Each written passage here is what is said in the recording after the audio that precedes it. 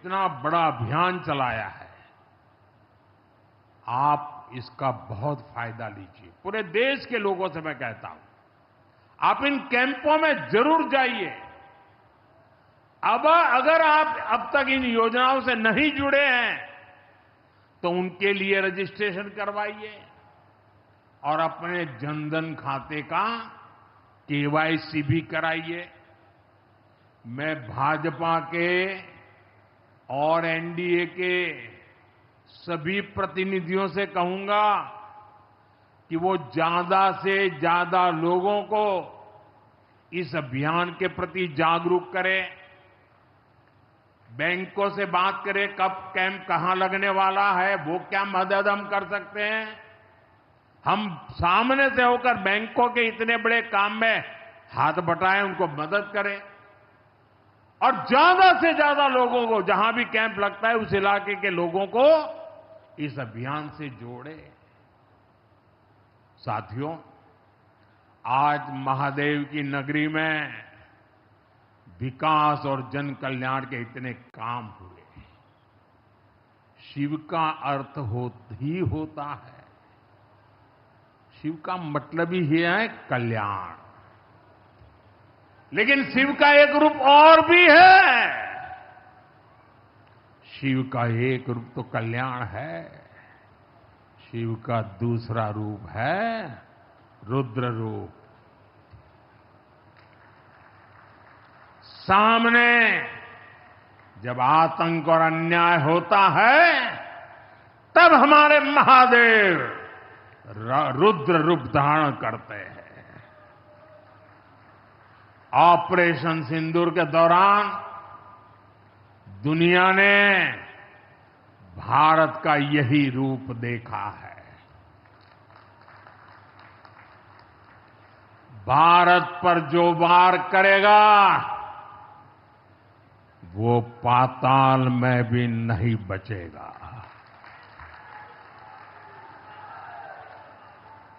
लेकिन भाइयों बहनों, दुर्भाग्य से ऑपरेशन सिंदूर की सफलता पर हमारे देश के कुछ लोगों को भी पेट में दर्द हो रहा है।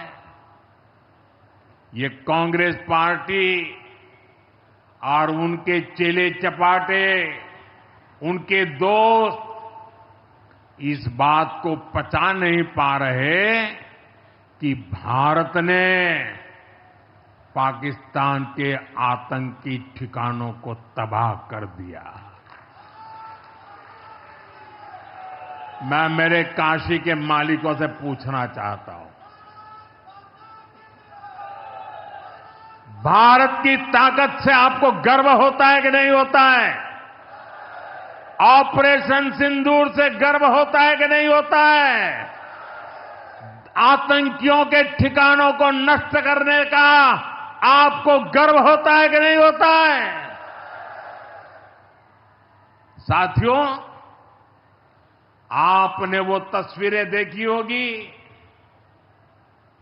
कैसे हमारे ड्रोन्स, हमारे मिसाइल्स ने सटीक वार करके आतंक के हेडक्वार्टर्स को खंडहर बना दिया। पाकिस्तान के कई सारे एयरबेस तो आज भी आईसीयू में पड़े हैं। पाकिस्तान दुखी है, ये तो सब कोई समझ सकता है। लेकिन पाकिस्तान का ये दुख कांग्रेस और सपा से सहन नहीं हो पा रहा। उधर आतंक का आकार होता है, इधर कांग्रेस सपा वाले आतंकियों की हालत को देखकर रोते हैं। साथियों, कांग्रेस हमारी सेनाओं के पराक्रम का लगातार अपमान कर रही है। कांग्रेस ने ऑपरेशन सिंदूर को तमाशा कहाँ है? आप मुझे बताइए, सिंदूर कभी भी तमाशा हो सकता है क्या? हो सकता है क्या? क्या सिंदूर को तमाशा कोई कह सकता है क्या? हमारी सेना का पराक्रम और बहनों के सिंदूर का बदला तमाशा कहने की ये हिम्मत, ये निर्लज्जता, भाइयों बहनों, वोट बैंक और तुष्टीकरण की इस राजनीति में ये समाजवादी पार्टी भी पीछे नहीं है। ये सपा के नेता संसद में कह रहे थे, पहलगाम के आतंकवादियों को अभी क्यों मारा? अब बताइए, क्या उनको पूछ फोन करूं क्या? सपा वालों को मारूं क्या ना मारूं? कोई मुझे बताए भाई, सामान्य बुद्धि से बताए, क्या आतंकवादियों को मारने के लिए भी क्या इंतजार करना चाहिए क्या? क्या उन्हें भागने का मौका देना था क्या? ये वही लोग हैं जो यूपी में जब सत्ता में थे तब आतंकवादियों को क्लीन चिट देते थे, बम धमाके करने वाले आतंकियों से मुकदमे वापस लेते थे। अब उन्हें आतंकवादियों के मारे जाने पर परेशानी हो रही है। इन्हें ऑपरेशन सिंदूर के नाम पर परेशानी हो रही है। मैं इन लोगों को काशी की धरती से कहना चाहता हूं, ये नया भारत है।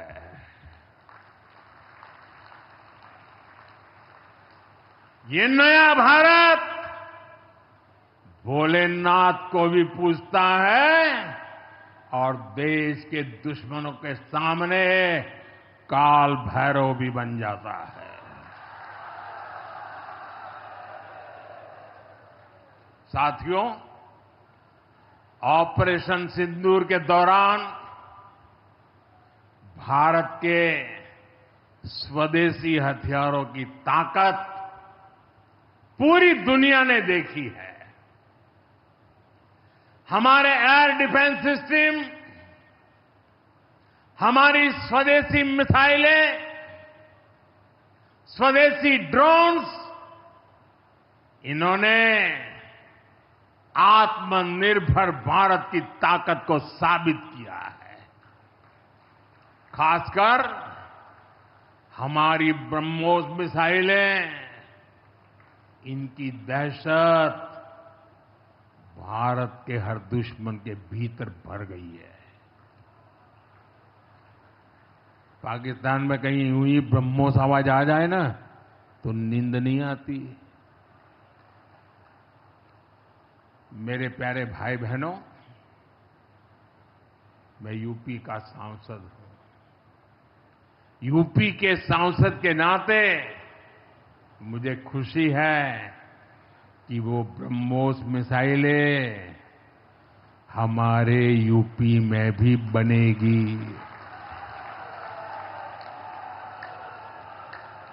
लखनऊ में ब्रह्मोस मिसाइल की मैन्युफैक्चरिंग शुरू हो रही है। यूपी डिफेंस कॉरिडोर में भी कई बड़ी डिफेंस कंपनियां अपने प्लांट लगा रही है। आने वाले समय में यूपी में बने हथियार, हिंदुस्तान के हर भाग में बने हथियार भारतीय सेनाओं की ताकत बनेंगे। मुझे साथियों बताइए, जब ये आत्मनिर्भर सैन्य शक्ति की बात सुनते हैं, आपको गर्व होता है कि नहीं होता है?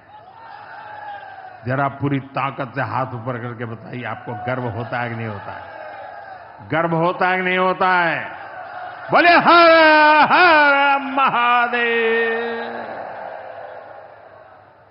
अगर पाकिस्तान ने फिर कोई पाप किया तो यूपी में बनी मिसाइलें आतंकियों को तबाह कर देगी। साथियों, आज यूपी इतनी तेज गति से औद्योगिक विकास कर रहा है। देश और दुनिया की बड़ी बड़ी कंपनियां यहां निवेश कर रही हैं।